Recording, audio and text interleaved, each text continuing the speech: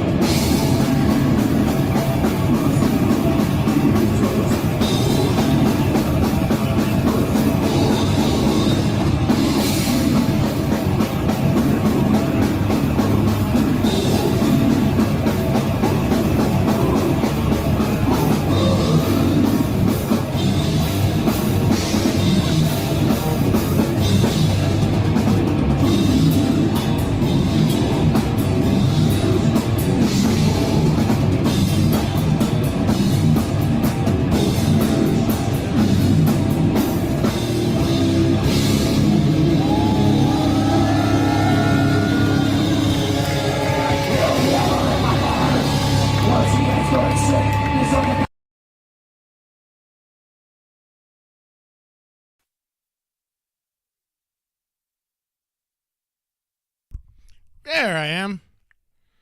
Forgot to turn my mic on. What's up, everybody? See, we got the regular cast of characters in the chat. Normally, I go by and salute every one of you individually, but when I got a guest, I usually try to keep it rolling. Keep it rolling. Rolling. So obviously that was Incantation. That was live and maybe a month or two ago. I can't remember where that was at, but we shall ask.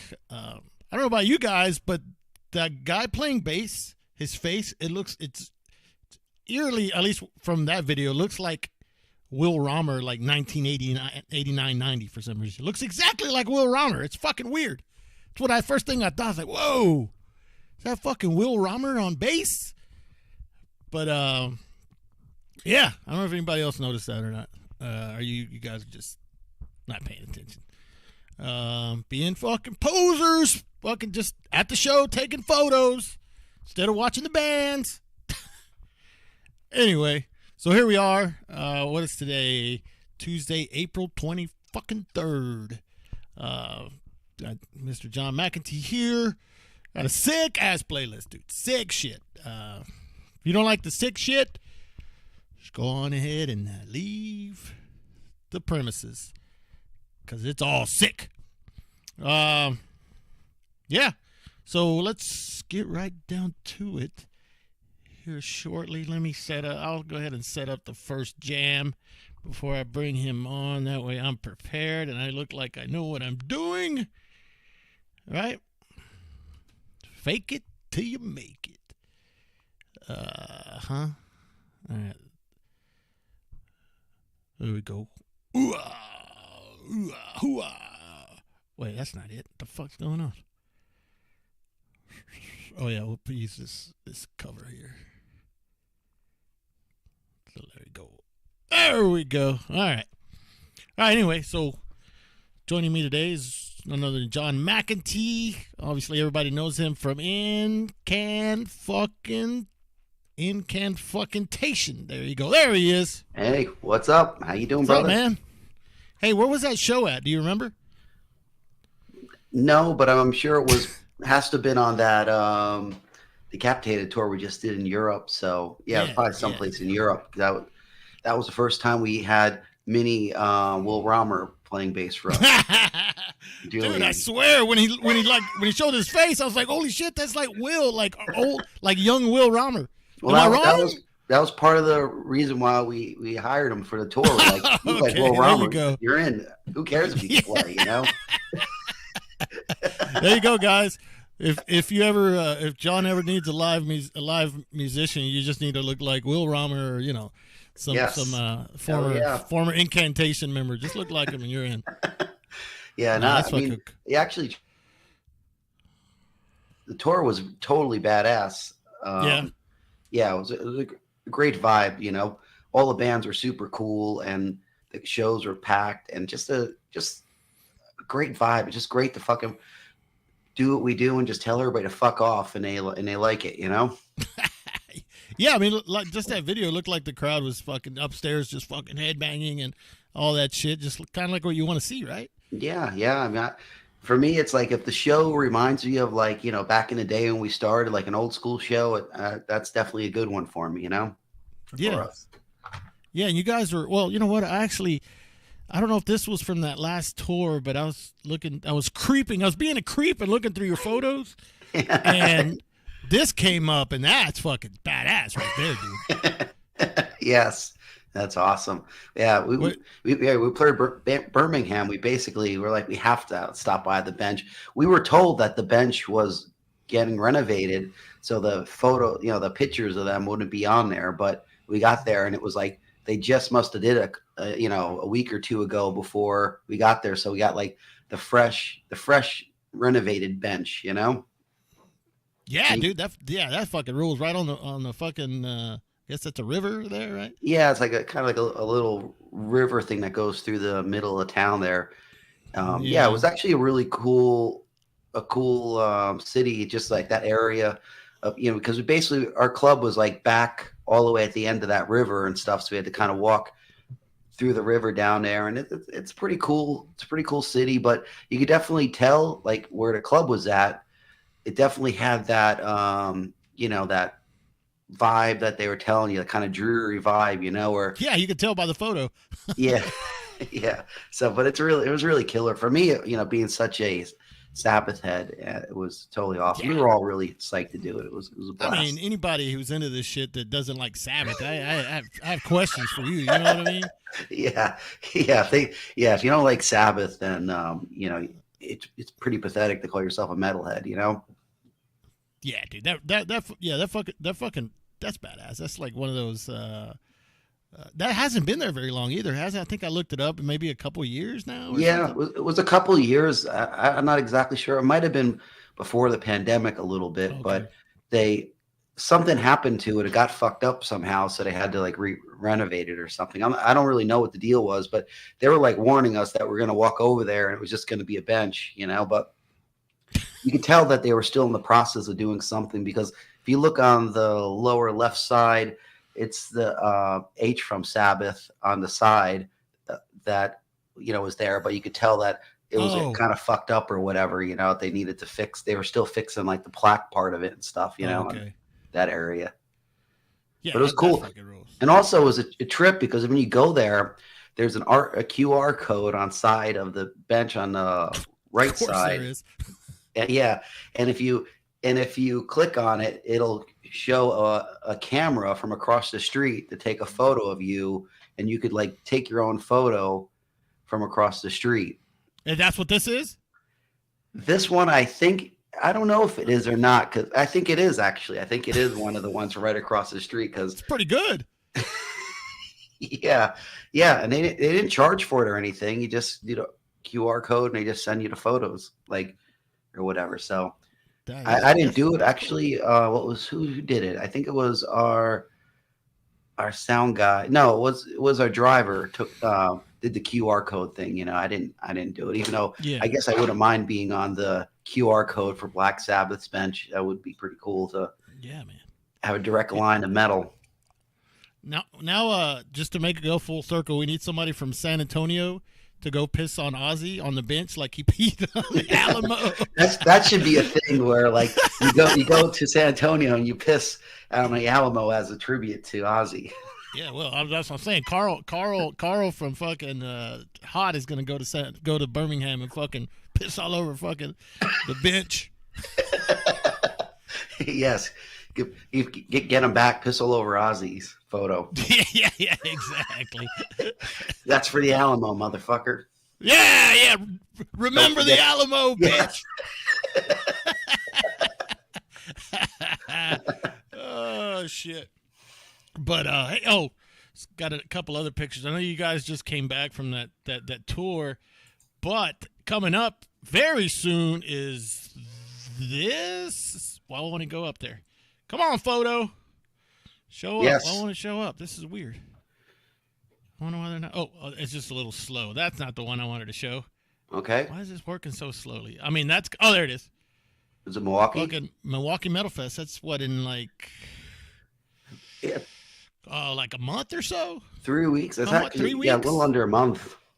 Yeah, that's you guys are. Yeah, I saw that. It's like Profanatic and then Incantation. That's kind of. Was that intentional or was? No, I think it just worked out. It was actually a bummer because we originally wanted to, do like us and Profanatic and do like a little tour around it or whatever, but it wasn't able to work out because it was definitely because actually. Yeah, you know what? And now I remember I was talking with Paul about it because I really want to do like an Incantation Profanatica US tour. I think it'd be totally sick, Yeah. And you heard it here first. Yes, and I was talking with Paul about it. We were trying to do it around here, but I ended up getting. I didn't get him on the Milwaukee Metal Fest, but I said if you can get on the Milwaukee Metal Fest, maybe we could do some shows, at least some shows around it or something.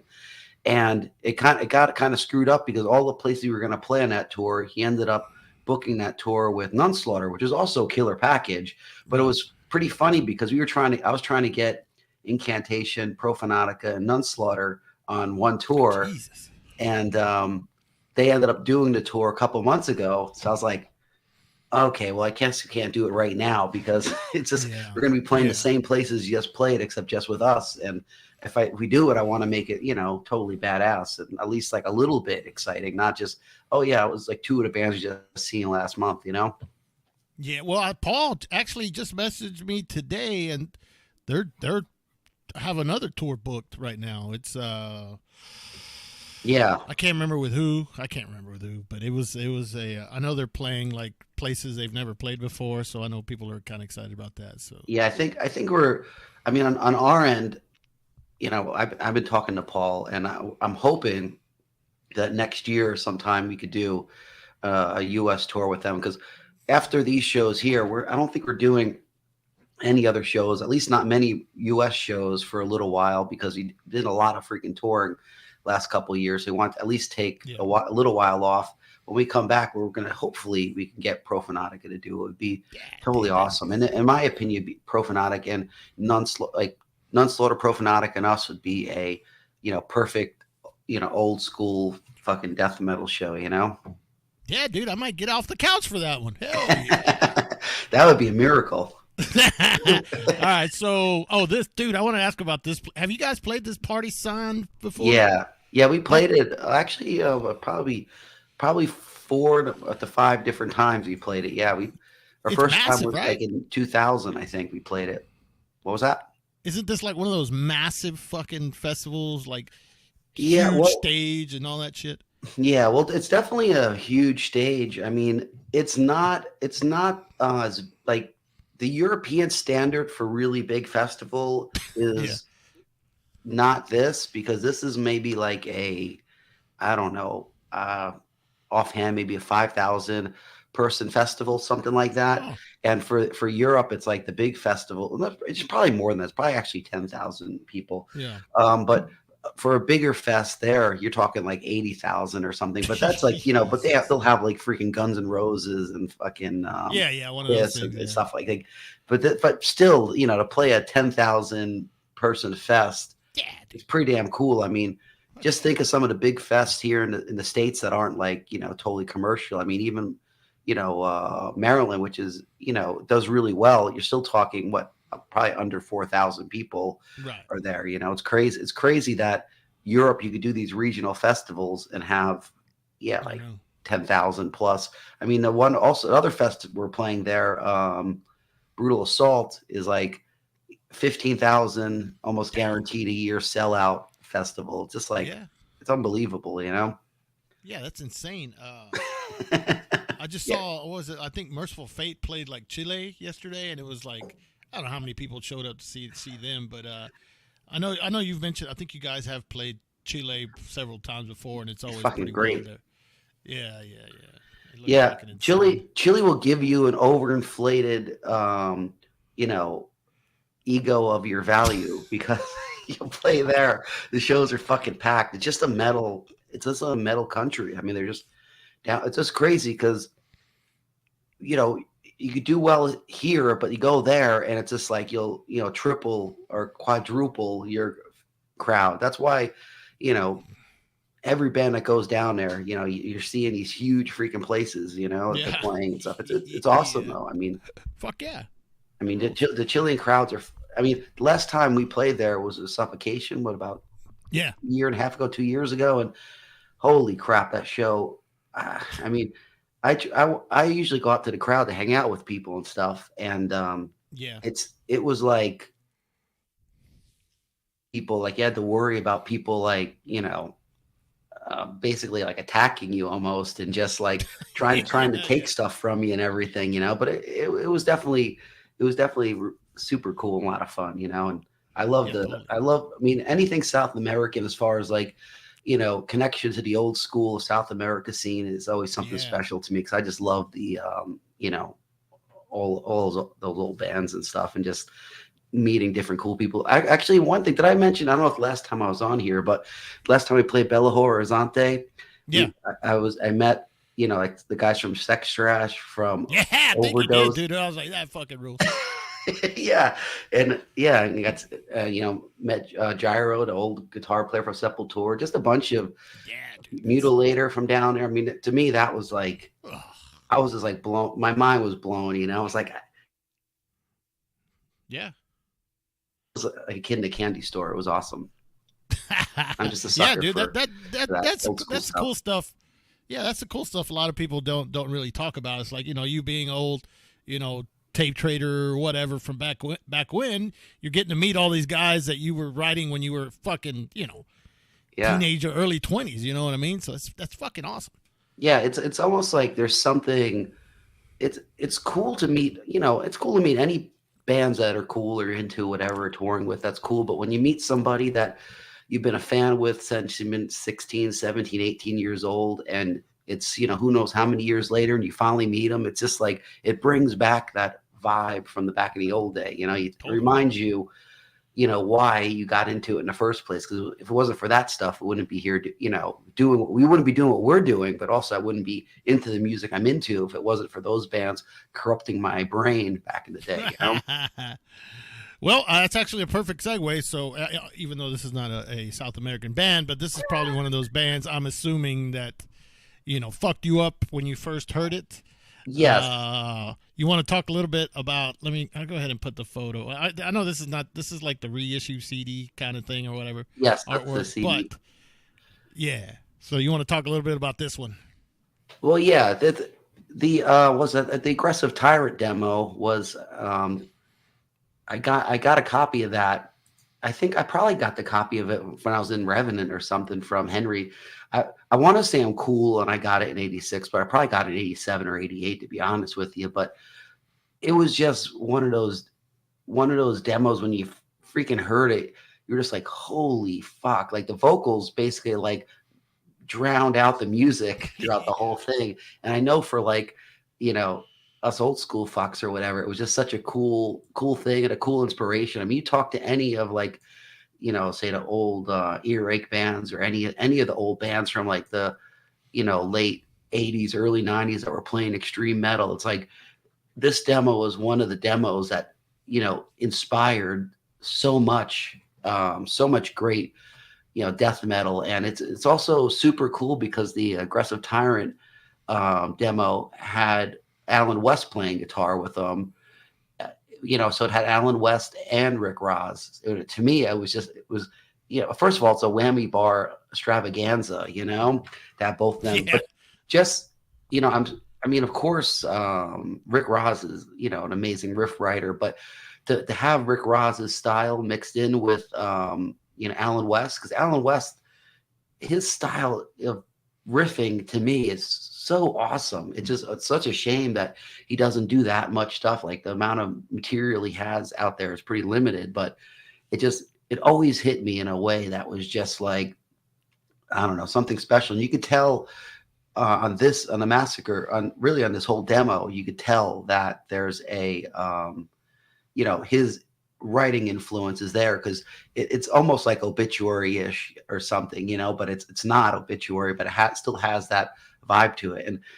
And I hate to bring this up, but you even notice it on the first 6 Feet Under album, or first two, where he was involved in it, where 6 Feet Under is by far not my favorite band. I really one of the worst bands out there, especially these days. But the if you listen to that, and I kind of didn't listen to it because I didn't want to hear what the hell they were doing, but when I listened to him play, listen to some of the songs, like actually the riffs are pretty damn cool on some of these songs. You can still hear that Obituary Alan West vibe to it. So to me, I think this demo these days doesn't get quite as much spotlight on it as it used to, but it's definitely was something inspirational. And for me, it was great. I mean, I remember listening to this in my car, and we would just freaking laugh at how fucking heavy and how fucking brutal those vocals were and stuff. Yeah. And, I think in my opinion, this early Massacre stuff is pretty much as important as, say the early Death stuff or whatever. I mean, the Death took off a lot, but this, at the time that this came out, this was like really, inspirational, over the top. Yeah. Cool. So we're going to decapitate, impale, slaughter.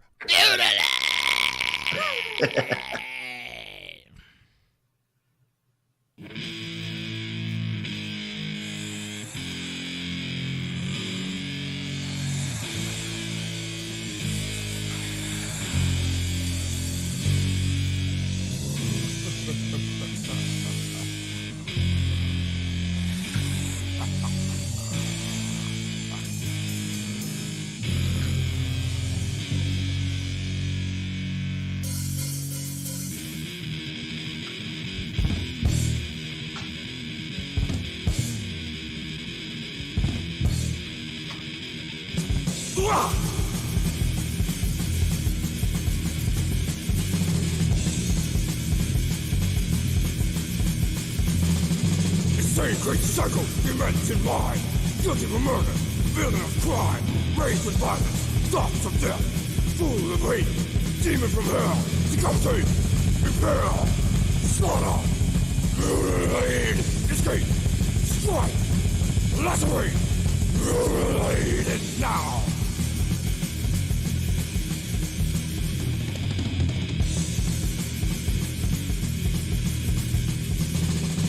Terroristic form, he kills all in sight. Structure of evil, obsessed and might. Mayhem and trasher, lord of war. Tear, rip to shreds, deadly to the core. Decapitate, impale, slaughter, annihilate, escape, strike, infiltrate, annihilate it now.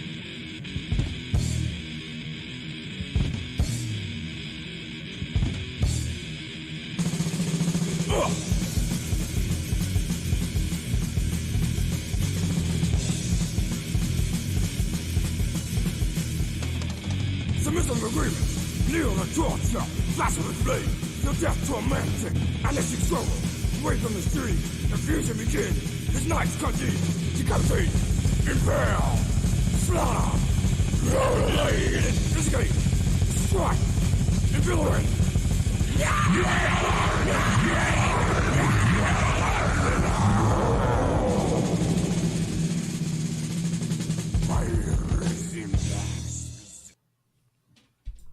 Fucking A. Isn't that something? That's Dude, so yeah. metal. It's unbelievable. It's over the top, so fucking over the top. I mean, just think about, being a kid that, I don't know, 16, 17, 18, somewhere like that, hearing that, just, stuff like that corrupts your mind. You hear that, you're just like, that is so sick, like compared to the other stuff that was out there at the time. One of the best. Totally, man. That's that's just, even nowadays, you're like, listening to that nowadays, some kid would be like, fucking hey, what the fuck is that? Especially those blowout vocals like you mentioned, like yes. It's like that makes it so much better because it's just like a total piss off kind of thing, yeah, that's just and great. I mean, fuck. They're legendary live soundboard shows too. Like, I just got one thing to say though. That rock is dead. You know what I mean? Yeah. All that shit. I mean, yeah, so it's Cam Lee. totally classic. Totally awesome. Fuck yeah. Fuck yes. All right. So shit. I think speaking of fucking Florida and Alan West. Yes. So let me hold on. Let me set this one up first because I think I couldn't find one. All right, here we go. Oops. All right, there you go. That's the end of the first one. So I had to. So anyway, you want to talk about this one a little bit? Yeah. Well, first time I heard this one actually was on the end of a tape I think I got from this guy Bill Thurman. He used to play with Devastation from Chicago. He was a tape trader, friend of ours. We were going to bring him out to New Jersey to be the stand-up vocalist for Revenant back in the day. And just on the end of the tape that he sent me, he sent me like it had like, what was a Funeral Bitch on it. It had something else. Maybe I don't think it was Master, but something. It was, but it also had the Executioner demo at the end of it, and that was the first time I heard it. And fuck, you know, like I said again, it's like maybe, I mean, everyone knows John Tardy is an amazing vocalist, but at that time, it was just like some demo I heard with this vocalist that just sounded like he was vomiting everywhere, you know, and it just, yeah, just is really awesome. And I just think it's, yeah, I remember getting this on the Raging Death compilation album. It had this, it had like Necrophagia, it had a whole bunch of really great bands. I think it was the one that Borvor put out back in the day. And yeah, it's just, you know, great 2 songs. And I remember back then I was always like, I got to hear more. And it was hard for me to find through tape trading any more songs and stuff. But then a year or so later, then they came out with Slowly Rot as Obituary. And I found that it was the same band. And yeah, I mean, Slowly Rot is also one of the best, you know, early death metal albums too. I mean, to me, that's just a total masterpiece. And I love the fact that it was just basically a demo that they ended up, you know, like a 8-track demo or something. It's probably, I mean, if not the pinnacle, close to the pinnacle of their career, in my opinion. Yeah. It was mind blowing at the time. Cool. All right. So this is Live Like the Dead from the Executioner tape. I think I have it queued up right. Yeah. Nailed it.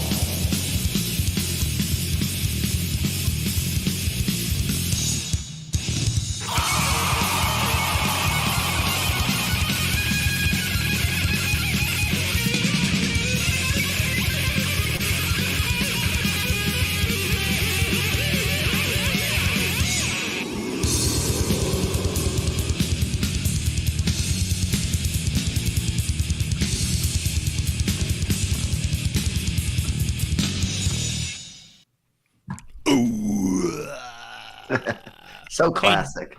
Hey, I know. Did you guys ever? You guys never did any touring or with Obituary ever? No. Hopefully, Okay. hopefully after, you know, this plug of their old demo will get us on a tour.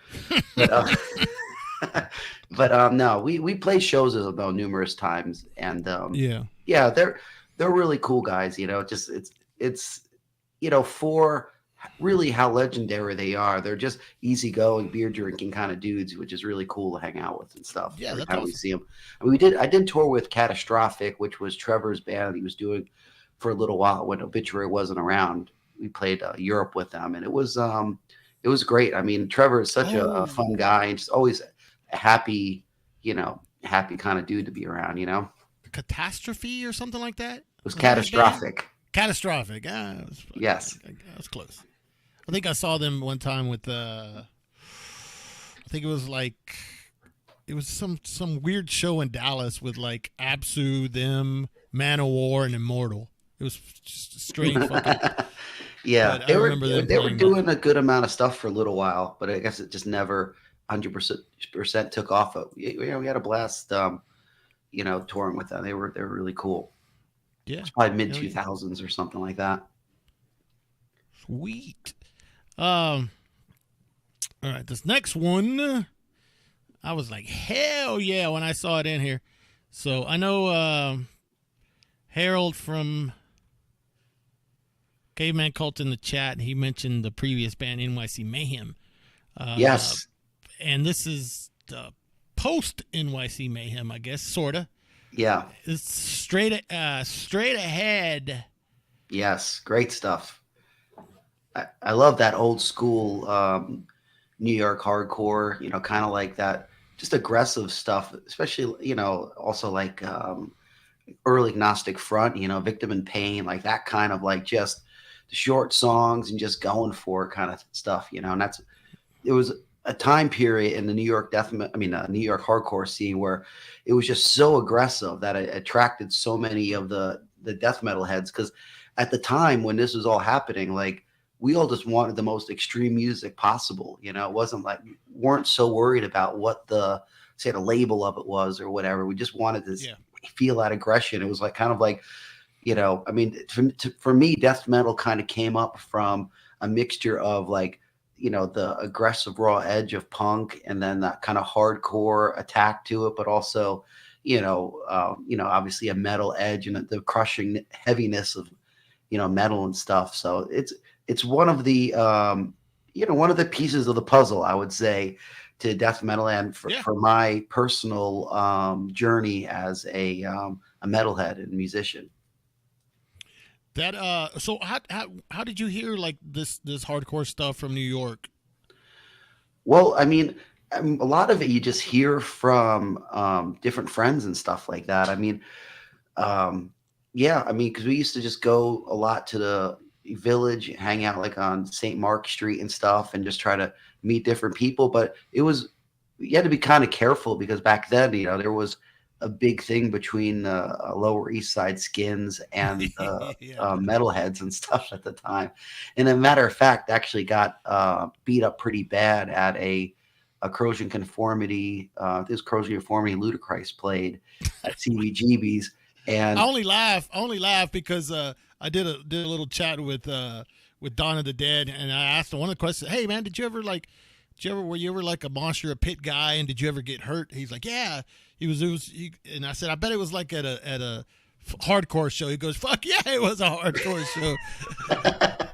Like, yes, I think he mentioned like Chromax, COC, shit like that. Yes, yeah, all that stuff was great stuff back then. I mean, Crumbsuckers, were awesome band from here. Especially, first Crumbsuckers album, it was just, man, watching those shows, it would just be insanity. As soon as they started, it would just be like nonstop fucking pit stage diving, just insane. And it was kind of cool because there were bands like Crumbsuckers and Ludacris that was kind of, the crowd was a little more accepting of metalhead, so it was easier to enjoy. It was a little early on for me, and I didn't with the the Skins and the long hairs at the time. So, obviously I learned my lesson to Yeah, dude, it's funny because I like Joe Pupo and Ed Farsty. They told me stories about just same shit, dude. Like going to shows in New York around that time and just being fucking you never knew what was gonna happen. You might fucking get killed. Well, the scene was just a lot more brutal back then. It was there was there was a sense of danger, and but at the same time, it was just exciting, Yeah. to be a part of it, and we just wanted to check out bands we were into and stuff. I didn't, especially at that time, I didn't know any of like the local politics or like, what shows you're supposed to go to and not go to or whatever, it's because I was like, fuck it, I'm going to the shows I want to go to. I just realized that it's not best to get into the pit with the Lower East Side Skins, Yeah. Yeah, I'll say so. All right, well, everybody get your fucking moshing boots on. Get in the fucking chat pit, because straight ahead, it just makes you do that shit. So this is straight ahead.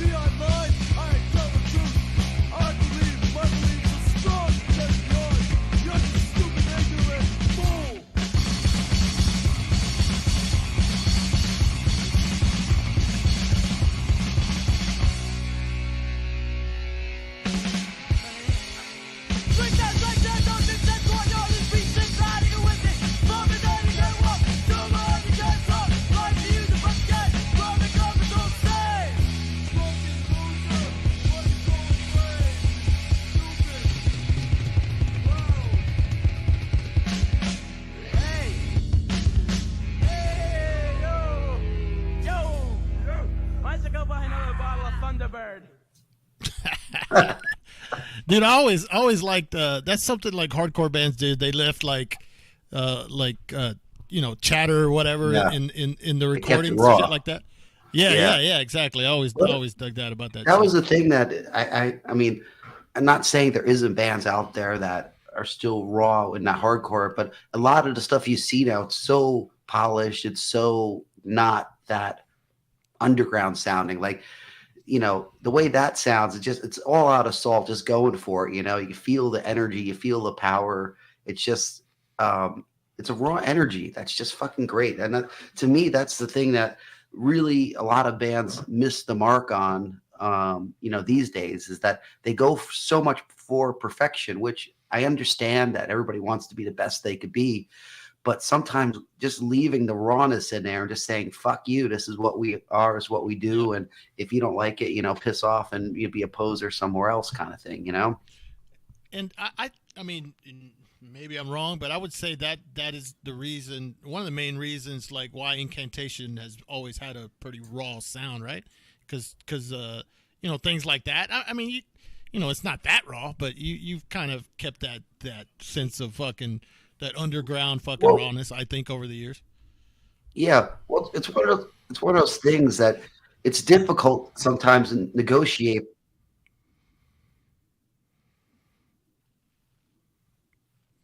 You're good. Something's fucked up here. I'm getting a weird playback here. Am I playing it somewhere else? I don't know what's going on. Yeah, I mean, it sounds good over here. Okay, sorry about that. Oh, you're good. You're good. Wait, yeah. I'm fucking something up. Fuck it up.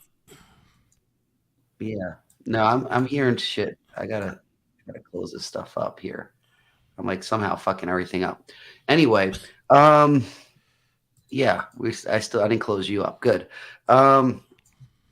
Yeah, well, I mean, it's always important to have that raw edge to, our music and stuff. I mean,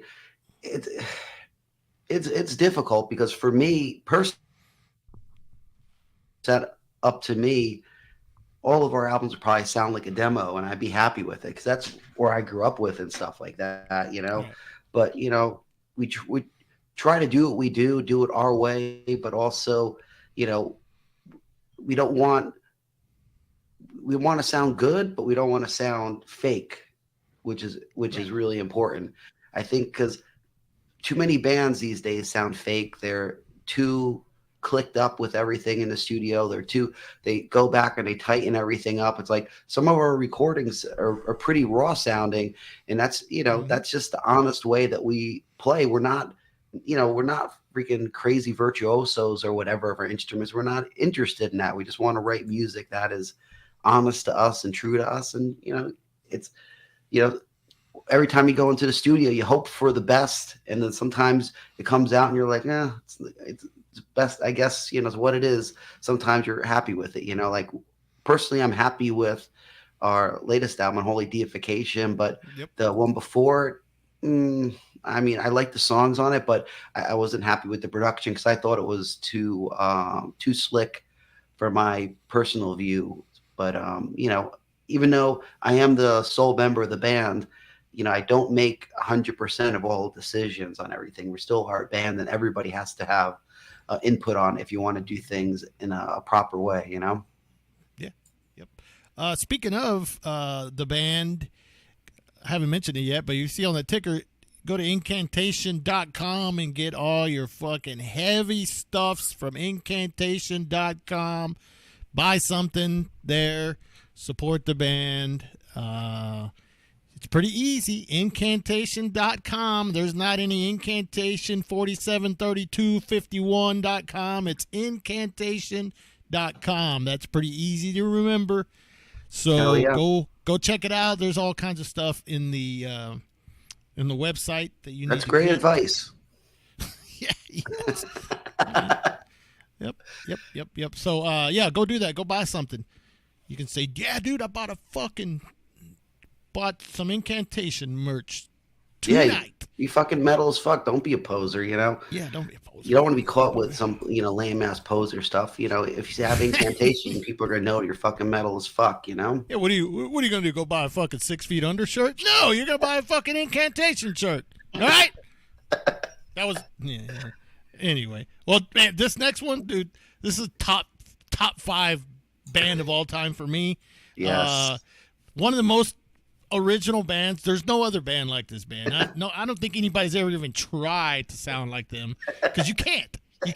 So anyway, This is not about me, because I could talk about this band all day long. So let's talk about The Accused.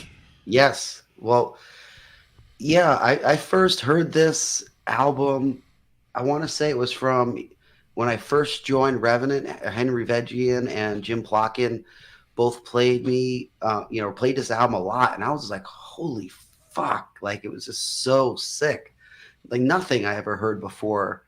I kind of say that to a lot of stuff, but this was like a prime time for me just to like absorb all this insane stuff. And it was, the vibe of The Accused, I mean, it just speaks for itself. I don't even know how to explain it. I remember I was fortunate enough to see The Accused play with GBH over at Radio City Music Hall. I don't remember what year it was. It had to have been like probably 87, 88 or something like that, if I remember correctly. But I remember, I mean, I thought they were so amazing, but you had to fucking, there were a bunch, I think they were straight edge skinheads, were like making fun of them while they're playing, like basically like teasing them, calling them like, you know, metalheads or whatever like that, you know, you know, kind of cursing them out and stuff like that. And it was just, I was so bummed, because I was like, dude, this is like the coolest thing ever. I mean, honestly, they smoked GBH. I mean, it wasn't even a contest. I mean, and I like GBH. I'm a fan of them, but The Accused, oof, that was something that was just mind blowing. And they're really one of my favorite. One of my favorite bands ever. I was really psyched because when I was doing my Ibex Moon record label, and we did the Denial Fiend album, and unfortunately, Cam Lee didn't do the second album with them, but they end up getting fucking Blaine from The Accused to do vocals. I was just like, dude, I gotta release this. It's like, it just, for me, it was like, you know, it was already really cool to be working with what's it, Cam Lee and Terry Butler Yeah. and Sam and all these guys from the band, to Curtis from Nasty Savage.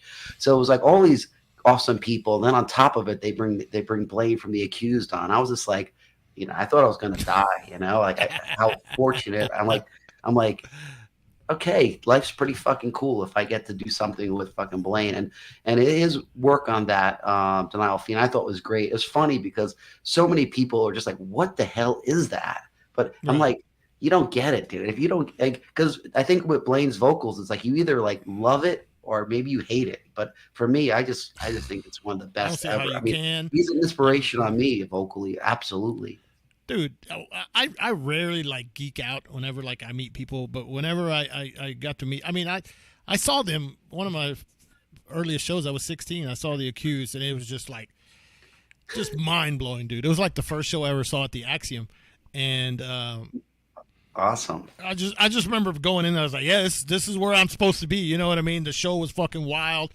People were jumping from the rafters and stage diving and fucking diving onto the stage, and I was like, this is it.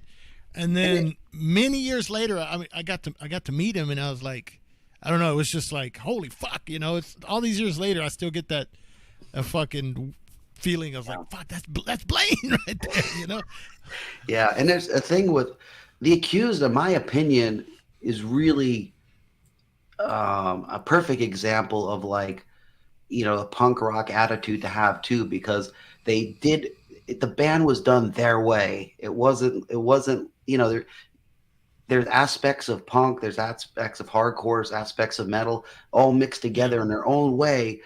And usually when people do that, they ruin it or they screw it up, especially these days. Like for some reason, people don't know how to mix in like hardcore and like metal, and somehow it like turns lame. Like, but back in this time, it's like it was just a perfect mix. It's almost, I don't know, reminds me a little bit of Black Flag, a little bit of Misfits mixed with, whatever, just, but it's its own thing too. It's really, it's Tommy's not even a good way fucking right hand, dude. Tommy Newmeyer's fucking. Yes. Fuck. Yes. Come And on. those, All right, the anyway, riffs. like I said, I can talk about these guys all night long. This those isn't riffs. about me. Yeah. But Wrong Side of the Grave is a fucking classic. One of my. It's hard to pick a song too. Yeah, I know, but this one's pretty fun. Pretty. When you hear that good. riff, it's just like you just want to go. Hell yeah, dude! Fucking The Accused. All right, here we go. So this is Wrong Side of the Grave.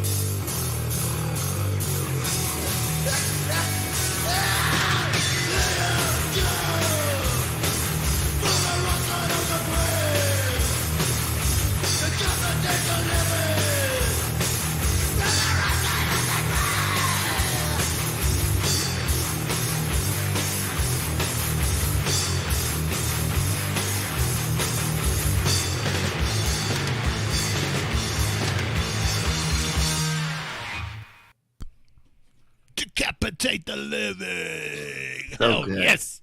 So, actually, that reminded me, I forgot that for a couple of years, Kyle and I, we would practice that song, and just have it standing on standby, hoping that one day that when we were in I think it's Seattle, where he's from, one day he would come to our show and be like, "We're ready for you to get on stage with us, and do this." And unfortunately, it never happened. I was hoping, okay, since we put out your record with Denial Fiend, maybe you'll come out to one of our shows and maybe you'll just say, just come on, let's do this, Yeah. Hell yeah. Yeah, no, I mean, I think a lot of people have, believe it or not, they might not admit it, but I've thought the same thing too. It's like, hey man, if, let's say you're watching a band play and their song on guitar. It's like, hey, anybody know this song? Yeah, I fucking know it. Let's fucking play it. You know what I mean? Well, I love doing that kind of stuff, and so if especially if it's a song that we all know or something like that, it's great to have people come up and just jam in and just have a good time with it. Because besides all the seriousness of wanting to be brutal and kick ass, you still want to have a good time and just fucking it's a unity thing. We're all here because we love fucking fucking metal and stuff. It's not it's like might as well fucking embrace that, enjoy it. Fuck yeah. I think last time you were here we talked about how didn't you do the Death Song with Chris Reifert, right? Yeah, we did Evil Dead. One show we did it with Chris Reifert. One show we did it with Rick Ross, which was that's right. Both were awesome, and it'd be great to have them both do it at one time. But it was a blast. Yeah, I mean, playing it with Chris Reifert on drums was just it was so cool because as soon as he started playing it, it sounded like him. Like his drum playing is him. It just sound like somebody else could play the same part and it won't sound the same as when he plays it. He just has a finesse to it, which is so awesome. And it was a dream come true to be able to do that with him. But I mean, awesome. I'm sure you probably know Chris. He's a super nice guy and stuff. And right. Also to play with Rick Ross. I mean, never in my life I would have thought that Rick Ross would come on stage with us and play, a song. Some fucking dive bombs. Yeah, exactly. Or, but, and talking about, some of the legends too, the one show we played at Central Illinois Metal Fest, we had Cam Lee come out because we were doing some promo for the Denial Fiend album he was on. And we had him sing a couple of songs with us too, but they were incantation songs that he learned the vocals for. So somewhere, someone has a tape of Cam Lee. I think it might have done Rotting Spiritual Embodiment or something, and something else with us. It was a total blast.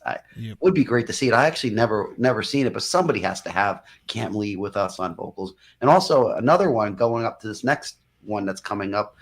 We also had the opportunity of playing this song with the legend himself, Killjoy, at Hell's Head Bash. We had two guest vocals. We had Paul Ledney come up and do Third of the Storms with us. And then we had... Oh, yeah, that's the song I used to jam back when, right? Yes, exactly. And then we had Killjoy come up and do Abomination with us, which, for me, I mean, obviously he's passed now, and it's more sentimental to me. But at the time, it was still amazing. I mean, to have one of your biggest musical influences, sing, do vocals for one of your favorite songs by them was just it was fucking cool as fuck. The sad thing about it is I don't know that many people even really knew that it was Killjoy with us or whatever. People weren't that impressed by it, but I was like, dude, this is the coolest thing that ever happened. And we're at Hell's Head this rules. You guys should know this. Yeah, you should know this. I got homework for you, all you kids tonight. All right. Well, I'll get to this here. He's asked this a couple times, so I need to ask it here when we come back. But we're gonna listen to Necrophagia with the intro, and then Abomination from The Nightmare Continues.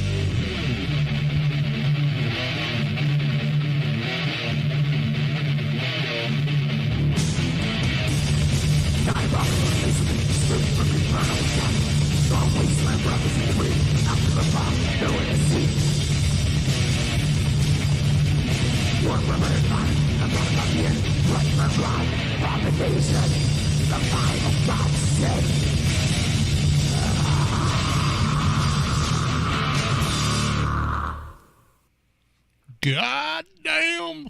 So good. So good Cool. too. Every time I hear that, it just makes you want to fucking just fucking headbang. It's that bass tone on that is crazy. I know. Especially for that time, right? Fuck. Yeah.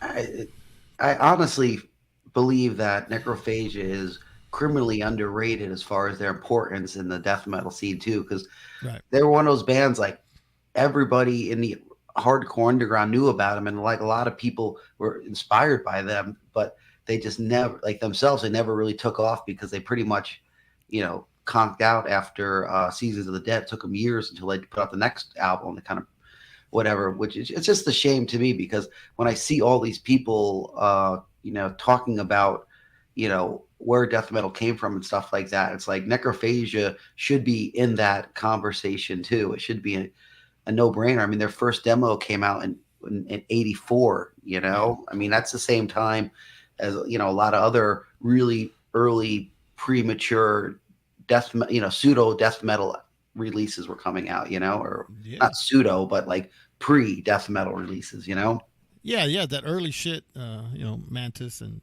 I mean, that's the same year that Metallica put out Kill 'Em All. I know. Or not just Kill 'Em All, maybe Ride the Lightning. I think it Kill 'Em All. Yeah, Ride the Lightning. Yeah, Ride the Lightning. Yeah. So yeah. Yeah, that's fucking well. This was recently. It was not that long ago, but you actually did some vocals right on some Necrophagia tune. I don't know if you want to talk about that. Yeah. Basically, I was asked to do some session vocals to help finish a song that Killjoy wrote with the band, and it was. I mean, at first I was like, I don't fucking know if I could do this. I mean, it was really it was a big deal for a bunch of reasons. I mean, he was a friend of mine, and you don't want to do somebody wrong on that situation. Plus, I wanted to make sure there was no like weird drama involved in it or something like that. Doing it.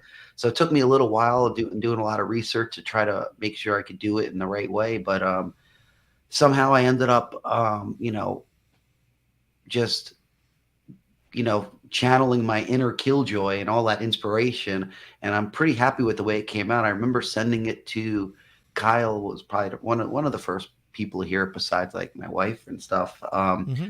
And Kyle was like, he couldn't even tell like where my parts were, where Killjoy parts were, which I was happy about, not because I wanted to mimic him, but because I want to do justice for him because he's not alive to do it, to do it himself. I want, I'm not gonna say, in my own way, we'll say I channeled him, but I just wanted to do the best I could for a band that meant so much to me. It was kind of like, maybe my personal way of saying thank you, because without Necrophagia, Incantation would definitely not be the band that it was. I mean, early on, we were heavily, heavily influenced by Necrophagia. I mean, we still are, but I mean, in our beginning days, it was like that was like one of the main things that we'd be jamming all the time.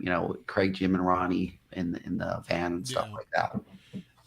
I think I don't think I know a lot of the East Coast bands like yourself, Immolation, Gorephobia, everybody was just everybody always talks about Necrophagia, which is weird. It's like that part of the U.S. is Necrophagia, and you don't really hear about it too much in any other parts of the country. That's true. I mean? It's kind of weird. Yeah, I remember when Seasons of the Dead came out, and it was one of those albums where you listen to it like, what the fuck is this? Like, because it didn't sound like anything else that was out there. But once you understood it, it was like, it just opened up a whole new world of understanding the music vibes, to how to get these evil feelings and stuff into songs. I know, Immolation guys, they were some of the first people that I met that like were really into Necrophagia. That was one of the things we really bonded over. And then Alex and probably Chris and those guys from Gorephobia. But I still think it was still pretty underground. But it just like even like it was like Incantation, Mortician, Immolation, and Gorephobia. We were all about the Necrophagia. That's one of the bands that really linked us all together. Of course, there's other ones, but that was always one that was like super high on the list. Yeah, it always comes up. It never Necrophagia. So it's fucking, to me it's cool, but it was kind of odd. Hey, let me get to the question. This man he had here. This is not the question, but he asked about the Atheist demo. What'd you think of Atheist when they first came out? Yeah, I seen that question. I actually wanted to answer. Well, really, the first time I heard Atheist was actually when they were called Ravage. That demo, what was it, On We Slay or something? Fuck, it's been a long time. Yeah, dude. On We Slay. Brain damage. Ugh. Yeah. Yes, that's a great demo. That was actually the first time I heard of them, and then I heard them as Atheist. I don't remember the Atheist demo that well. I mean, I know I have a copy of it somewhere, but I remember the Piece of Time album, which I thought was a good album. It was, in my opinion, it was their best album because it still had some of the older, kind of death thrash. Because I always considered Atheist closer to maybe my previous band, Revenant, or something like that. Yeah. So it kind of had a good kind of death thrashy kind of vibe to it, and still had the technical stuff, but it wasn't like overdone. I've spoken with Kelly about this before from Atheist, and it's like I like the band, but I think at a certain point they lost like they were over trying to do a talent show instead of keeping the actual songs like heavy and more aggressive or whatever. So but for me the Ravage stuff is always the my favorite, but I don't really remember. I mean, I know the demo, but I can't picture it offhand. It's been years since I listened to it. Right. Harold, Caveman Cult, want to know, did you hear Hell House tape? Remember that band Hell House? Drum machine, fucking, like barking vocals and like super fast drum machines. Offhand, I can't recall it, but it's probably something that I've heard. But it is really difficult over 30 years remembering every demo that I listened to back in the day. But I mean, if it's an inspiration for Caveman Cult, then it has to be awesome because Caveman Cult was such an awesome band to tour with live. Every night, it was just like it was basically just watching cavemen on stage, just Total fucking brutality brutal. by those Yes, guys. it's like nonstop brutality. Fuck yeah, they rule. Yeah, Hellish Torment. They were called Hellish Torment, but they changed to Hell House. Hellish Torment. I'll have to double check that. Yeah. All right. Next jam. What do we got here? Oh, this is another classic. Yeah, dude. Yeah. Let's talk about this one. such it's just crazy because these demos have such a I have such a connection with some of these demos from back then. It just, even looking at it, just brings back great memories and stuff. And yeah, I mean, Pat from Hellwitch is an awesome dude. Yeah, he's super badass. But this demo, when I first heard it and heard Nosferatu with that fucking guitar solo, it sounds like Space Invaders. It's like, that was like the coolest thing ever. It just always stuck with me, and I always tease him about it because I always hear little thing, and it's so classic. I mean, it's great on the album that they did too, but the demo version of it is just classic. And the time that I was really getting into the underground was the time when Hellwitch was pretty much like everywhere in the underground. I mean, Pat must have like even been more of a underground maniac, than me or some of these other people, because everywhere, every fanzine that I would pick up would always have a Hellwitch interview in there, and talking about the demo and stuff like that. And yeah, it was a no-brainer to pick it up. And also, there's a great live show that you probably know with Massacre that they played a show back in the day, where they're like playing these old Kill 'Em All songs and stuff mixed in with their set. It sounds awesome. It just such an awesome live show. If anybody finds that old Hellwitch Massacre live show, probably 86 or 87, something like that live. It's a must listen to. It's so awesome. Yeah, it's that infamous Rocky Point show with Morbid Angel, Massacre, and Hellwitch, dude. It's fuck.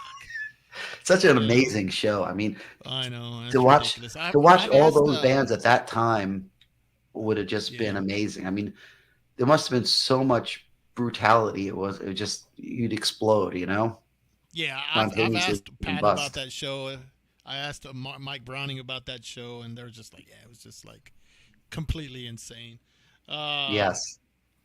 And Pat fucking rules. I'm glad Hellwitch is on that tour with Exciter coming up this summer. That's fucking Pat awesome. Fucking rules. Yeah, Hell that's yeah. fucking awesome. So everybody go out and see fucking Hellwitch with Exciter, goddammit.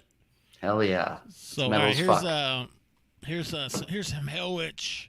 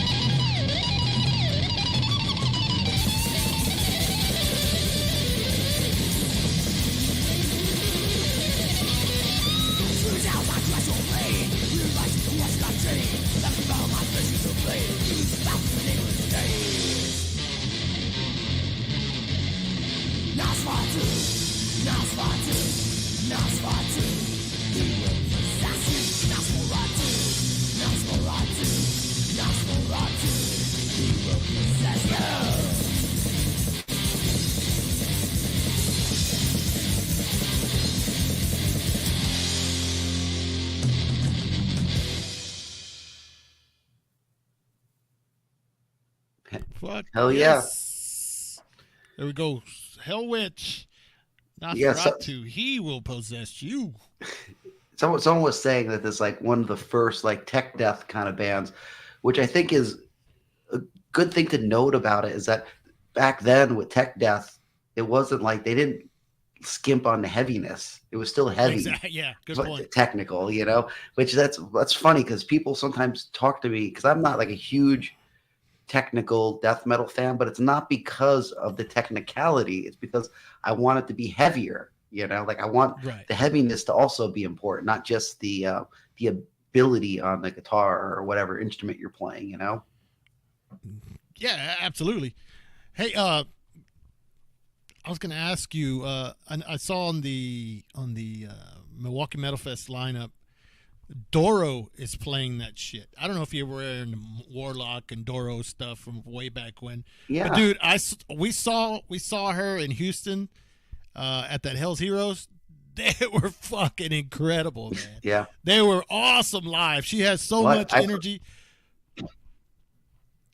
Yeah, I've heard a lot about how great she is live, but I never got to see her play. It just never worked out. She doesn't come to the States much, and you know, most of the kind of fest that she plays over there are not really the ones that have us on there. So it's kind of a bummer, but it's gonna be cool. I don't know if she's playing the same day. I remember seeing her on the list though. It definitely, you know, somebody I want to check out live. Is Carl still playing guitar for him? Yeah. What the fuck's up with that?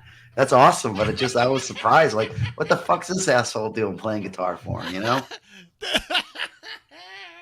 I hope Carl's still fucking listening.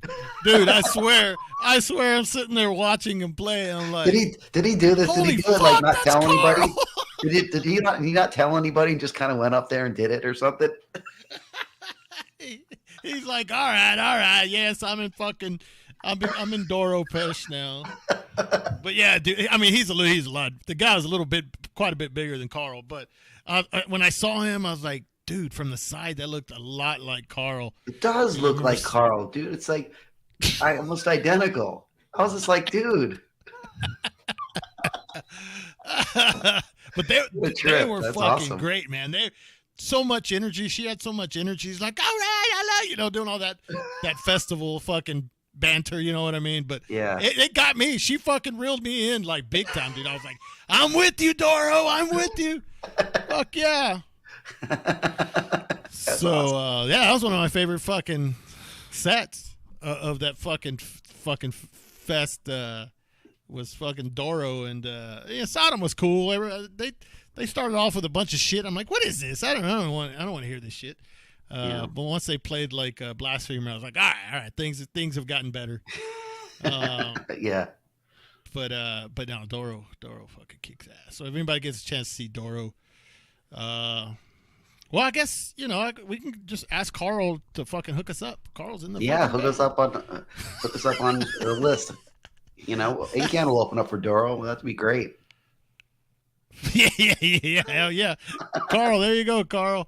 Fucking Incantation and Doro tour. Oh my god. All right, moving on.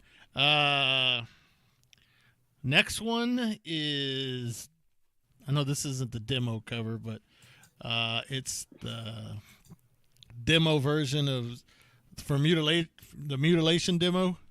Yes, Mutilation demo is the one that Chris Ryford played drums on. The one demo we did, and yeah, it just the demo versions of any of the death stuff is just awesome. I mean, some of it is a little rough, like that bootleg album that I'm not going to say who put out of all the death demos was maybe a little much to listen to the same songs in different versions, but yeah. the death demo stuff to me is just awesome. I mean, I Scream Bloody Gore is a great album, and it's a great production for his first death metal album that really had a great production to it, I guess. But still, the rawness of the demo is just great, and I love Chuck when he was still a gorehead. You know, that's for me my favorite Chuck. You know, in my opinion. Upside down cross Chuck. Yes, the Chuck. Yeah, Chuck. Evil upside Chuck. down cross, evil Chuck, not nice Chuck. You know.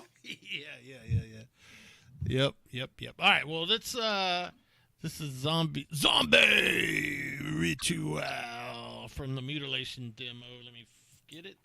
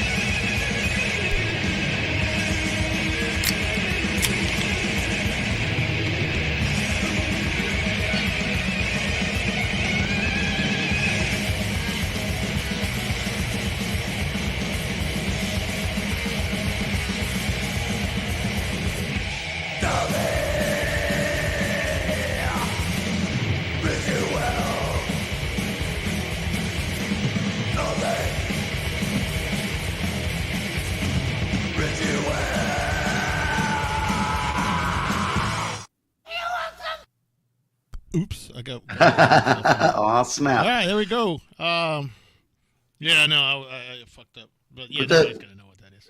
What's the Evil Chuck there? I just noticed. I mean, I noticed it before, but it just reminded me. It's like you could totally tell the Cronus influence in his vocals there, and when he has that little Cronus vibe going on when he says "zombie ritual." It's super cool, in my opinion. To hear his inspiration, vocally for that. Sound of beer cracking? No, I drink. If you're a regular, I drink the shit out of V8 energy thingy. I'm hooked on them. I got a problem. I got a bit of a problem drinking these fucking things, but that's what you heard crack open. Fuck, I'm a poser. I just got here. Well, you're here. It happens. Yeah, it happens, dude. It's you can still change your life around. The good thing about it being on YouTube, you can watch the replay as soon as the live stream is over. Watch it again and again and again and again. Hell yeah, motherfucker. And wipe all that poserdom off of you. Wash it right off. Yes. Chaos Goat rules. He's a fucking regular. He fucking rules. Speaking of, anybody new here today, check out some of the shit on the channel. John's been on here a few times before. Had a lot of cool fucking chats with a lot of people, a lot of music stuff. And if you like what you see, come back and check out more stuff. I got more stuff coming up this week, so it would be cool if some of you new folk would come back. Also, again, Incantation.com. Go buy something. Go buy something today, tonight, this week. Preferably tonight if you can. But hell yeah. Yeah, buy something. God. Yeah, don't be a poser. Yeah, don't be a poser. Buy something. It'll be supporting the true underground. Stop when I saw John. All right, cool. Come back.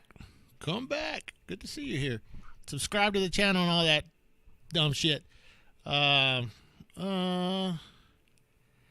buy incantation stuff. I pretty much have it all. No, you don't. Guarantee you don't. You're a liar. Yeah. Plus, it's good to get backups. You never know. Yeah. You can get it fucking get it as a gift for somebody else. Don't be selfish. Don't just buy shit for yourself. Buy shit for somebody else. Yeah, I mean, help out a poser. Be like, here's a shirt. Now buy the album. Yeah. That friend of yours that's wearing like a fucking 6 feet undershirt. Take that shit off of him and put on a fucking incantation shirt. Hell yeah. So, all right, let me get this next one coming.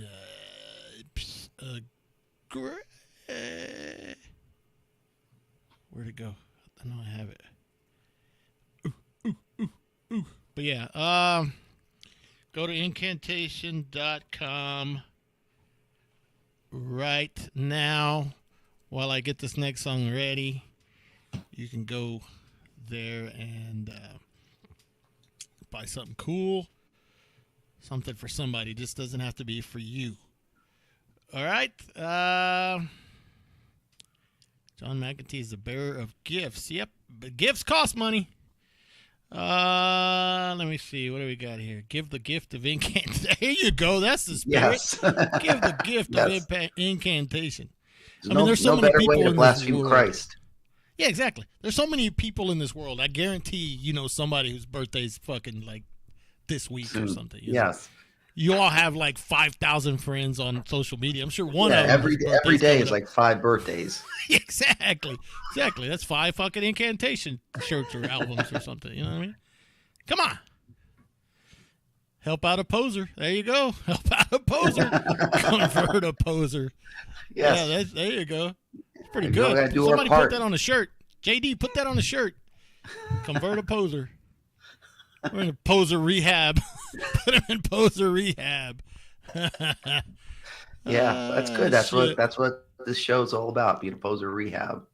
Yeah, poser rehab. Yeah, exactly. We're fucking just converting posers by the song, by the tune. All right. Mother's Day. Mother's Day. There you go. Yes. Perfect. Yes. Fucking, I know you guys probably know some Hispanics out there. Cinco de Mayo is coming up. You know, there's all kinds of shit coming up. Yeah. Wait, was it Earth Day like yesterday? Yes. Do it for the Earth. Yes. Save a poser. Do your part in destroying the Earth, you know? Yeah, there you go. We fix posers in this chat. There you go. That's what I'm talking about. This chat rules, man. There's no better chat anywhere. All right, so let's talk about this next one. Yeah. The aggression. I mean, anyone that knows me knows that Aggression is one of my favorite thrash bands of all time. And this was the unreleased album. I guess I don't remember the exact story of it, but basically they recorded this album, and then one of the guys passed away. I don't know what the whole deal is, but they ended up re-recording again as the full treatment. I think the vocalist left the band too or something, so they wanted to like redo it.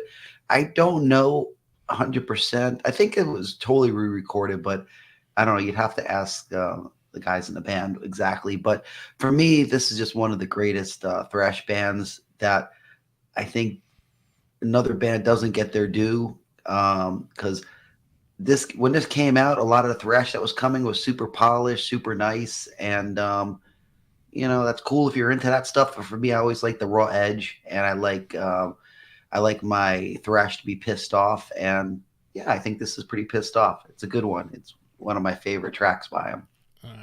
All right, check it out. More poser conversion right here. You want some candy, little boy?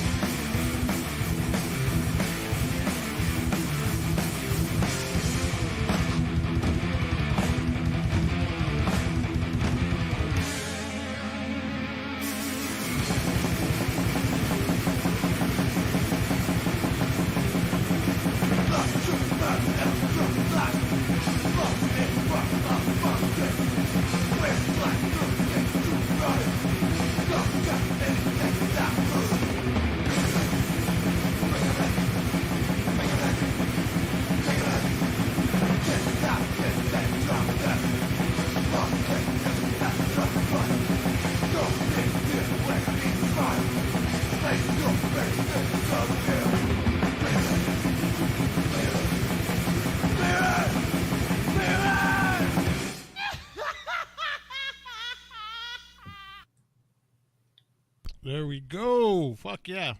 So Total great. fucking ripper.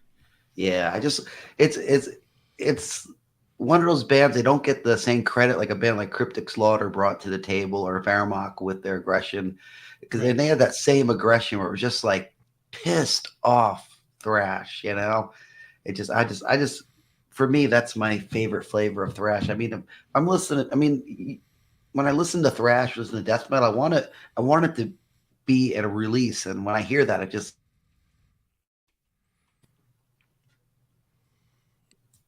Yep, I can't hear you. Okay, no, okay. Oh, you hear me? Okay, Yeah. you're good now. You're good. You're good. Okay, sorry about that. But yeah, basically just saying that it's I just love the raw energy. That's the bottom line. I think it's, to me, it's super pissed off and sincere. And as an underground fan, I just love that kind of vibe to it. Yeah. So, yeah, that shit's ripping. Um, I don't all know right, what's next on the list because I don't. Well, I was gonna say we might want to. I don't know if you want to, because the next one is kind of probably the most known one. Would probably be a good one to end it with.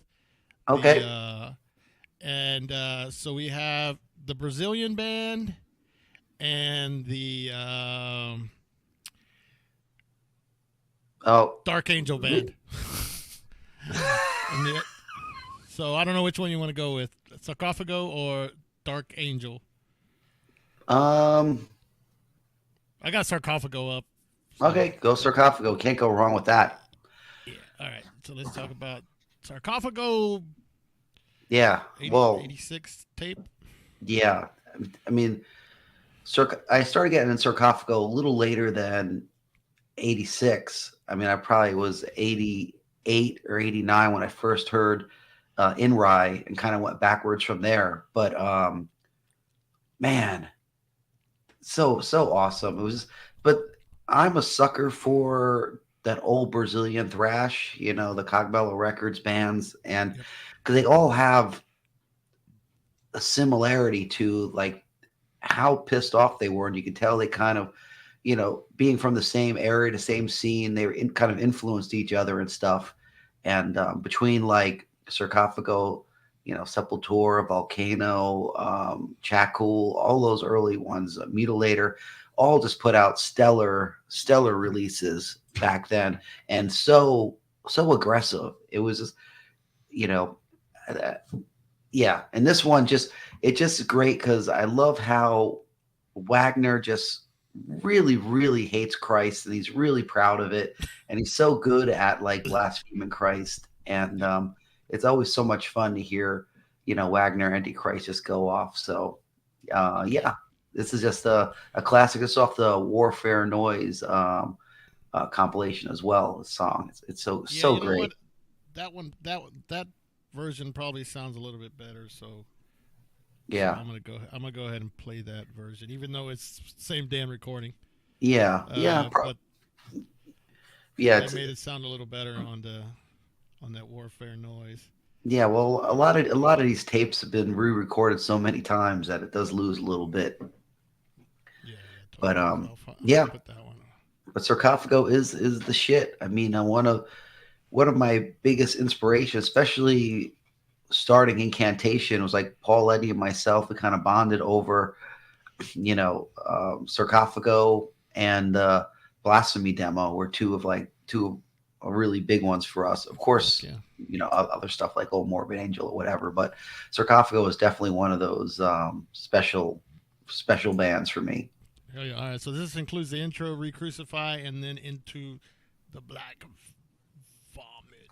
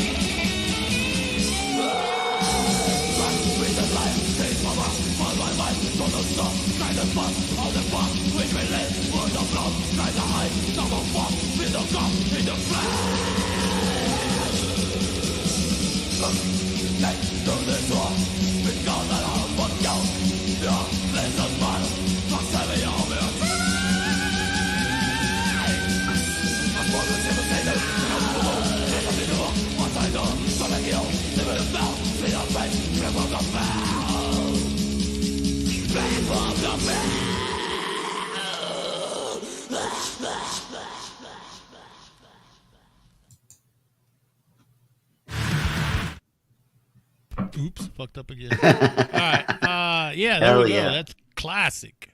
Yes, that's classic. And any band that has a song called "Ready to Fucky" is fucking amazing. Ready to fucky all the beaches. But yeah, no, that's totally just totally classic. I mean, some of my favorite. I don't know. I guess it's thrash, black metal. I don't know what the hell it is, but I just know it's fucking awesomeness. Totally awesomeness. Yeah, man, fucking just beyond classic. That's the band. If you listen to early like Impel Nazarene, all they are is Sarcófago. That's all it is. It's early Impel Nazarene is Sarcófago. Yeah, their first album, that whatever Nor's thing. Nor's, yeah, it's Sarcófago. Yes, that's why it's so good.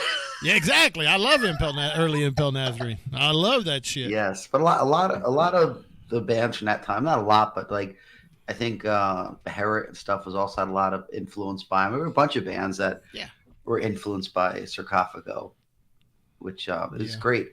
And it's also, Wagner also played an early Sepultura back in the day too. I don't know if there's any recordings of that. I don't remember ever hearing it, but that would be pretty cool to check out. Somebody in the chat. There's a guy in the chat that might, if anybody has anything, it's this guy here, Uncouth Youth. He's got like all the old rehearsal tapes and this and that. So Uncouth, let us know if you have any of those Sepultura with, because if he does, he will most likely just send me like a little link of it or something to check out. So if you have anything, Uncouth, with Wagner singing with Sepultura, you have my email. That'd be cool to hear. All right. What this is? Oh, it's a bot. It's a bot. That's what that is. All right, next one. So we'll wait to see what he says. He'd be one of the people that I know if he had it. Mm-hmm. If somebody had it, it'd be him. He's got all kinds of shit. All right. So next one is Dark Angel. Hell yeah. I mean, one of the best albums there is. Yes, yeah. I mean, Dark Angel, Darkness Descends is, man. I mean, it's always. I mean, it's an amazing album. But the thing that's great about it holds up today as well as it did back then. And yeah, it was a crushing album. And when that first came out, hearing Gene Hoglan's drum playing on that and just the aggression on that album is just, whew, it's really one of the top thrash metal albums of the 80s, in my opinion. Yeah, it's top notch. I mean, it's definitely should be in everyone's top 5 albums of thrash in that time period. Yeah. And so and this this is. yeah. Oh, go ahead. I'm sorry. Go I ahead. was just gonna say, and the riff, the main, well, some of the riffs in this song are just so fucking cool. It just gets you every time, even though this is probably one of the more popular songs on the album. It just has those riffs in it. It's almost like in The Accused, Wrong Side of the Grave. There's just a riff where you're just like, and this same thing. It just has that riff where you just want to grab a skull. Everybody always, yeah, exactly. And everybody always sings that, "We'll give you merciless death." Everybody, it's a fucking sing along too. Yes. All right, so this is Merciless Death from Dark Angel.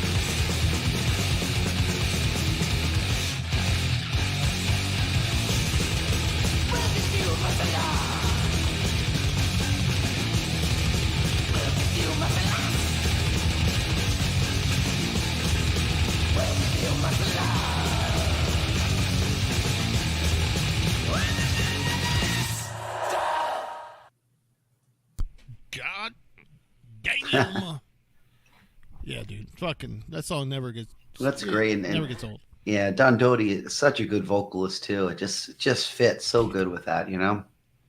Yeah, man, that's just one of those albums where just put it all together. Yes, it's magical for sure. Yeah, so we have one more tune left, but just want to remind you to go to incantation.com and buy some Incantation merchandise. You know what? Let me fucking show these people what you can see or what you can get on incantation.com. Oh, snap. Oh, fuck. What's going on here? We'll give you merciless. Okay. Incantation.com. Simple. Look at that. Just put it up there real easy. So let me remove this just briefly, and I will show the Incantation website. And there it is. All right, so look, you go. That's what it looks like. You go there, you scroll down. This is a shows coming up. Go check them out. Milwaukee. Oh, it changed on me. There you go. So it's a fancy, tricky on our site. Fancy website. You get you some news. Hey, what's going on with Incantation? Well, let me click right here and I'll find out. Tour dates. There we go. Look at there. Fucking up to date. Even has ticket.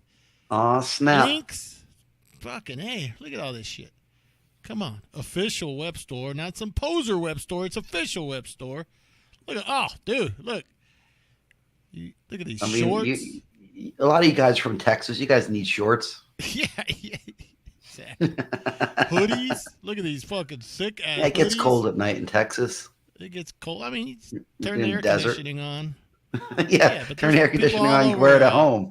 Yeah, exactly.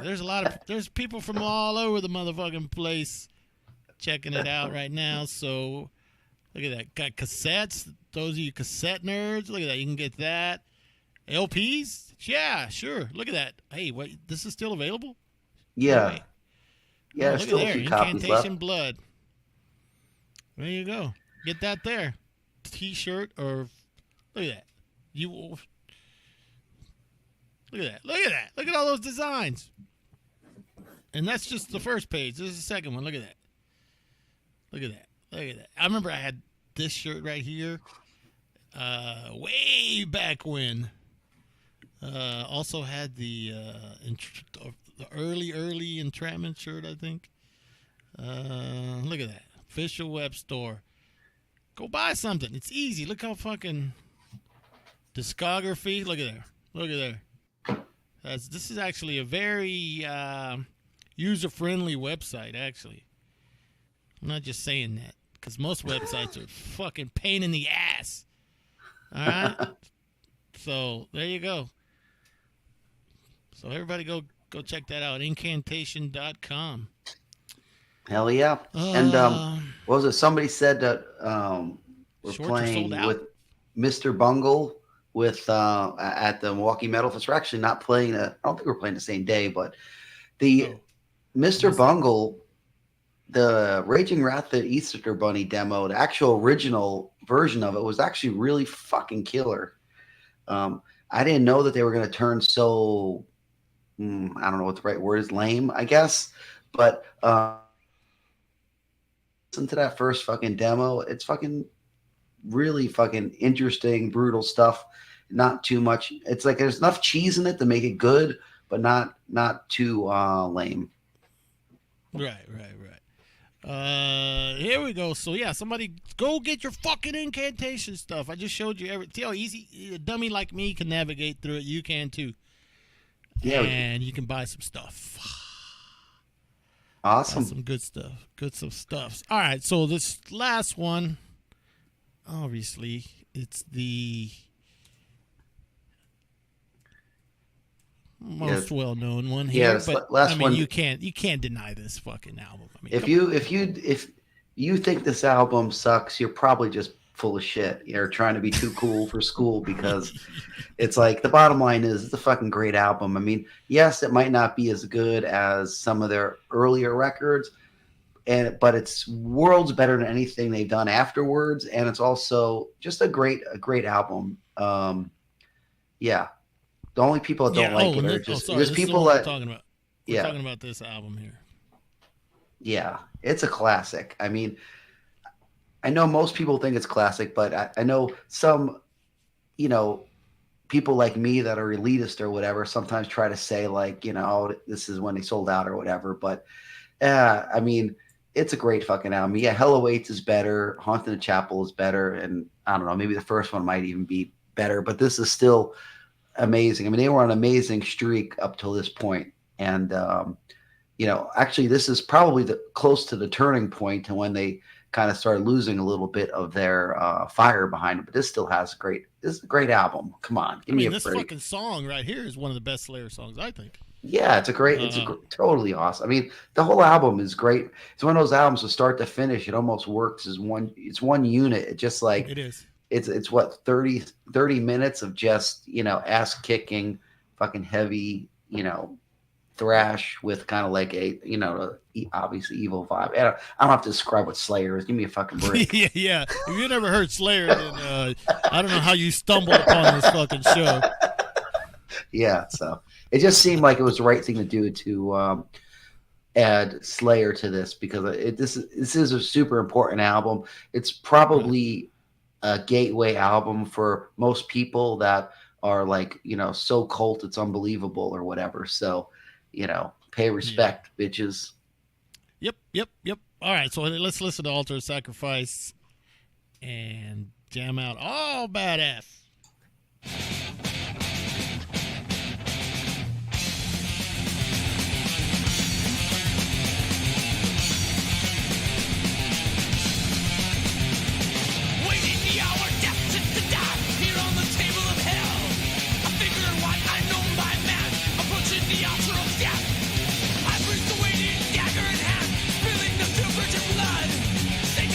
Ceremonial death, answer his every command.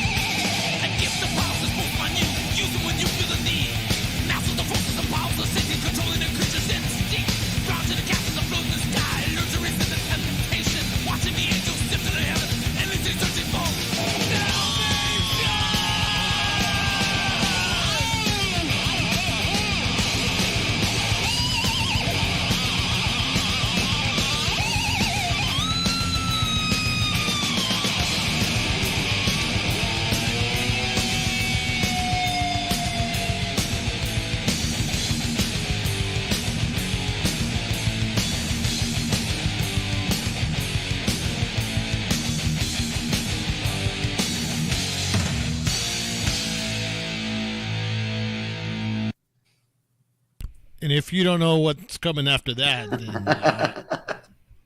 then Yes. yeah. That's so good. Fuck yeah. Hell Yeah, yeah. man, that song still gets me fucking pumped up. Yes. Fucking altar of praise the word. Praise the what is it? Satan. That was always the coolest part. Satan. Yeah, I mean it's a good thing. They got pretty big, playing some huge fucking places, and using blasphemous and controversial stuff. I think that's fucking awesome. It's a great thing for metal for sure. Yeah, I mean, yeah, totally. I remember the first time I ever saw anything from them was my older brother used to hang around with these metalhead guys, and I think it was the Rain in Blood tour, and had the fucking they had that old like Slayer jersey with the stained glass fucking picture on the front, the Altar of Sacrifice shirt. Yes. And on the back, I remember seeing it. I was like, it said, "Do you want to die?" I'm like, holy shit. So that's my first time I ever saw anything Slayer. I must have been like, I don't know, what was that? I must have been like 12 or something. Yeah. And, that's when I first started like hearing shit like that from my older brother's friends. Yeah, first time I seen Slayer was it was at the Capitol Theater in Passaic, New Jersey. They played. It was with Wasp, Raven, and Slayer. And I think if I remember correctly, it was one of the Slayer shows that might have been played with what's it, Tony? Oh, the Scaglione. Scaglione, yes. I get confused. There's three Tonys in the band. Tony, yeah, exactly. But and I ended up having really good seats. I was probably 15, 16, not by 16, I guess. And it was great though, because they had the inverted cross lights at that time, and it was just so cool to see something that evil and blasphemous. And I was on like Kerry King's side of the stage, and he still had the spikes and stuff like that. It was pretty cool to get to still witness them in that raw, underground stage of Slayer. Yeah, hell yeah, dude. Well, man, this has been a truly underground episode with all this fucking sick stuff.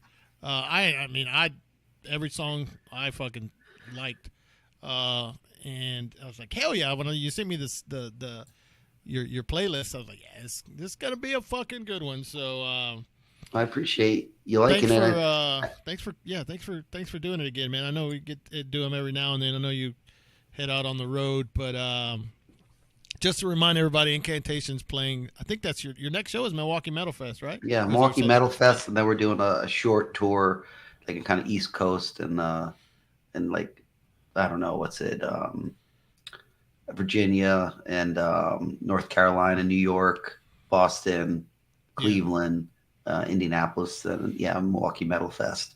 It's like the next U.S. stuff we're doing. Yeah, man, and you know where you can find all this information? Incantation.com. Oh, That's where snap. You get all this information. Yes. Yes. You can get all this information at incantation.com. It's so easy. So easy to remember and buy something. And it's good. It's good that, you guys really enjoyed the playlist, but also, it's important that other people, that might not know about this stuff, you show it to them, you let them know about it, because to me, I'm more of a self-proclaimed, underground kind of historian. And I think it's really important that people, know about this stuff of our time, especially, younger generation that wasn't around then, to really learn about the underground scene. And to me, it doesn't matter if you're a newer school fan or an older school fan. I think it's very important to know your history on where the music came from, and to appreciate it. At least that's the way I look at it. No, I agree. Well said. All we're doing is converting fucking posers here. That's all we're doing. Yes, exactly. I mean, I know for me, it's like if I didn't have like college radio stations back then that would play stuff kind of like what Wes Weaver did over there, exactly. It's like without having people like him that would, expose, me to more underground music and stuff like that, I would definitely wouldn't be doing what I'm doing now. So this kind of stuff is very important. No, yeah, underground radio shows were huge. That's one of the things I remember. You don't really see it anymore because it doesn't exist. But part of thanks lists were always, hey, thanks to these magazines. You know what Yes. I mean? And that's how I would learn about other magazines all over the place. Yes. Or radio shows. Radio shows too is like, I never listened to Jim Collins and Metal Cage, but I knew about it because it was everybody. Everybody thanked the guy. I was like, I bet this dude fucking rules. Yes. Brian, rest in peace, Brian Patterson. He used to have a radio show. Yes. The radio shows were very important. I was lucky we had one here in Houston. I know Carl says in San Antonio they had I don't remember the name of it, but they had something too, very similar to that. So Yeah.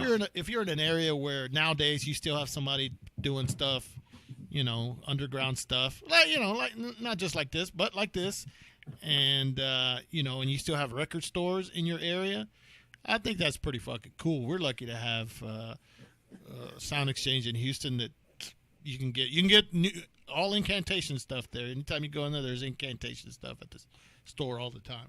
Yeah. But a shout out for the radio station that really helped me out was WMSC, which is Upper Montclair State College. Back in the day, I don't even know if they still have it anymore, but still have the station. But it was really big one. Also, RTN was one out of New York that was really had some great metal shows back then. One of the shows I remember, they had a show like right after Cliff Burton died in the bus crash, and since it was from New York, they knew Scott Ian and a couple of other guys that were touring with them, so they're able to get like up to the kind of day updates on how that was going from the college. I don't know if that was college or if that was like pirate radio. I don't remember what it was, but it was just so many cool things like that I remember from back in the day, with some of those radio stations. Yeah, man, that's I didn't. Somebody said I was kind of low. Nobody mentioned anything yet, but if I did sound kind of low, oh well. I think I sound a little louder now.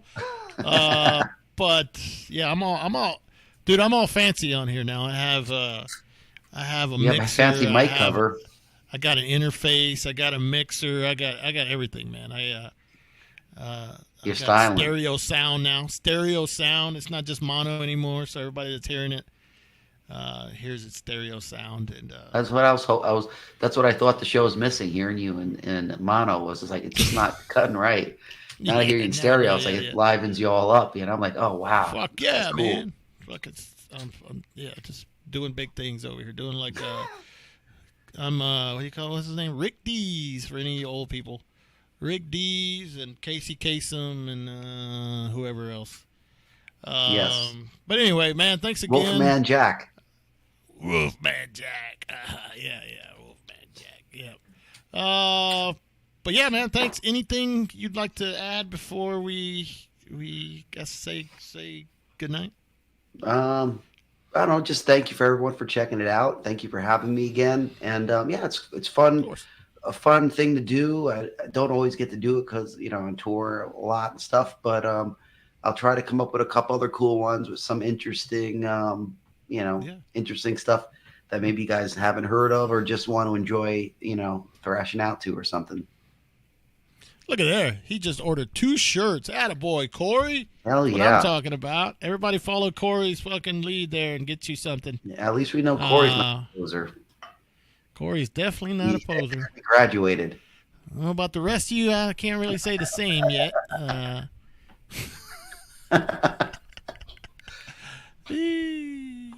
Anyway. Thank you very much. I really appreciate it. Of course, man. We'll do another one down the line sometime. But go check out Incantation on the road whenever they come by your town, and you go incantation.com.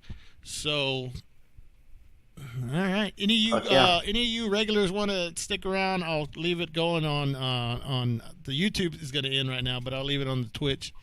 I like to play heavy metal jams over there because I don't have any issues. Everything from Judas Priest to fucking Scorpions and all that shit over there. So Cool. You guys go over to the Twitch. I know you probably think, Twitch, what the fuck is that? But Twitch is cool because I have no issues playing anything over there. I don't get shut down. I can play whatever the fuck I want, and there's no issues. So if you want to go you over be there, the rebel you are. fucking yeah, dude, till the day I fucking die. So anyway, all right, thanks everybody. Anybody new that came in, appreciate it. Hopefully you come back. John, you fucking rule. Let's go out with the outro. Where is it? Oh, first of all, I got to give anybody who hasn't bought anything from Incantation.com tonight. Poser alert. And all right, Frazier. later, everybody.